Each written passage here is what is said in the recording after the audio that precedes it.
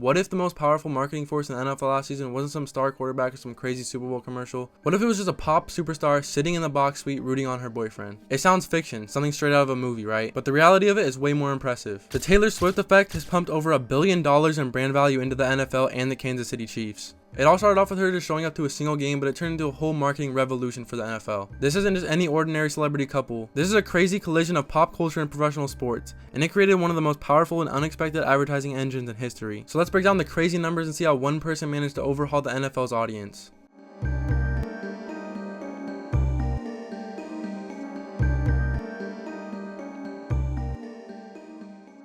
For decades, the NFL has been the king of American TV, a ratings machine. But even kings have problems. For years, the league have been on a mission, spending millions to fix one big thing: attracting a younger, more diverse, and especially a larger female audience. The NFL's core demographic has always been reliably male, and while more women were tuning in, the league was hunting for a catalyst to speed things up and lock in the next generation of fans. They tried fashion collabs and targeted ad campaigns, but it was slow going. Nobody could have predicted that the answer wouldn't come from a boardroom, but from a brand new romance. Then came September 24th, 2023. Taylor Swift showed up at Arrowhead Stadium to watch Travis Kelce and the Chiefs play the Chicago Bears. The internet, to put it lightly, lost its mind. But what started as a fun pop culture headline quickly became a massive business story. That first game was a ratings monster, becoming the most watched NFL game of the week with over 24 million viewers. It was the first clue that something huge was happening. This wasn't just a celebrity cameo, it was the start of a massive, free, and wildly successful marketing campaign that the NFL could only have dreamed of. The first and most dramatic impact was on viewership. The numbers here are just wild. The league saw its highest regular season female viewership since it started tracking the data back in 2000. Viewership among women jumped 9% in just 1 year. But the real story is who was watching. The NFL didn't just get more female fans, it got the exact fans it had been trying to win over for years. For Sunday Night Football, viewership among teenage girls aged 12 to 17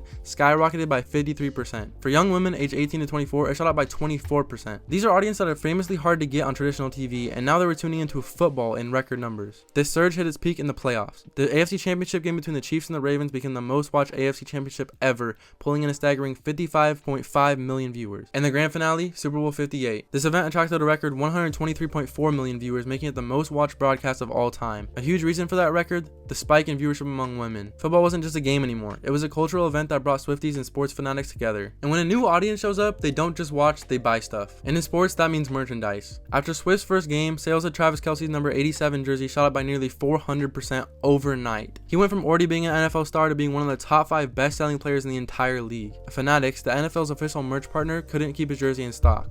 And it wasn't just a one-time thing, the interest kept going up all season long, proving a simple rule of modern economics: influence sells. Fans weren't just watching from homes, they were literally wearing their new allegiance. This wave lifted more than just one player. Small businesses on Etsy saw a boom in fan-made gear celebrating the crossover. Christian Juszczyk, wife of 49ers fullback Kyle Juszczyk, became a design star overnight after Swift wore one of her custom puffer jackets, which led to her landing an official licensing deal with the NFL. The message was loud and clear. No matter what the Swift effect touched, it seemed to turn to gold, driving money in from the places the league had never expected. And you can see what the NFL learned from this lesson. Just recently, they featured Mr. Beast in his own commercial, and they even gave him his own segment in the Chiefs opener against the Chargers. What is the only audience they had trouble capturing besides females? Children. It's well known that if your family doesn't pass down the hobby of watching NFL games, most likely kids won't get that exposure. Hence why they brought in Mr. Beast.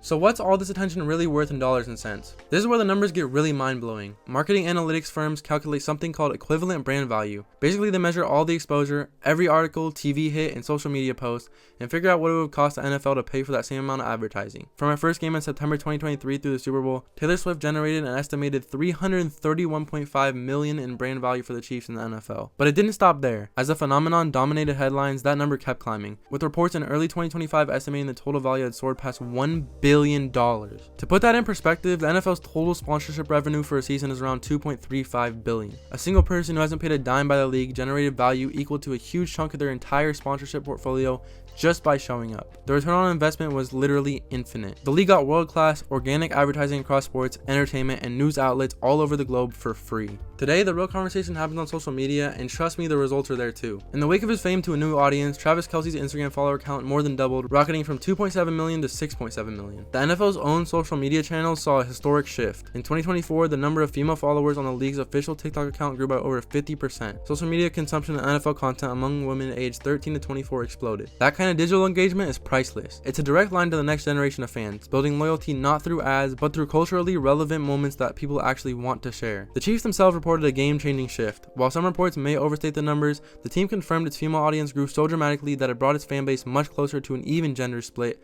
a massive jump that far outpaces the league average. This wasn't a passing trend, it was a fundamental rewiring of a team's fan base, all driven by a pop culture moment that took over the internet. And it all led to this. Super Bowl 58 in Las Vegas. The Super Bowl is always a spectacle, but this one felt different. It was the peak of the Taylor Swift phenomenon, a global stage where sports, music, and celebrity culture crashed together. Every network from ESPN to E! News had a camera pointed at her suite. Her presence became a major subplot of the game, sparking endless chatter that had nothing to do with football. To some fans online, this was very annoying, but to the NFL, they could care less. This profit is legendary. The game itself was a classic, even going into overtime, but the story was bigger than the final score. It was the story of a pop icon cheering for her guy, and it captivated hundreds of millions of people, many of whom never cared about football before. That record-breaking viewership wasn't just a number, it was the ultimate proof. The Taylor Swift effect had taken the biggest day in American sports and turned it into an even bigger global cultural moment. Now where are we at? Well, what started as a celebrity romance quietly became the most effective marketing campaign in sports history. Just by being there, Taylor Swift solved one of the NFL's biggest problems. She brought in a massive, younger female audience that the league had been trying to win over for years. The results were any marketer's fantasy. Record viewership, a 400% sales spike for Travis Kelce jerseys, and over $1 billion in free advertising for the league. The CEO for the Kansas City Chiefs, Clark Hunt, didn't call it a marketing strategy, he called it a cultural reboot. It injected new life into the league, updated its image, and expanded its reach overnight. The Taylor Swift effect is the ultimate case study for today's world. It proves that the best advertising isn't always an ad. Sometimes it's a real, compelling story that people can't look away from. By simply showing up, Taylor Swift didn't just pad the NFL's bottom line. She reshaped its future. She became, without a doubt, the NFL's most valuable and most unlikely advertising weapon. And oh yeah, they're getting married, so don't expect it to go away anytime soon. If you guys like this video, don't forget to like, comment, and subscribe. I really appreciate it. It means a lot, and peace.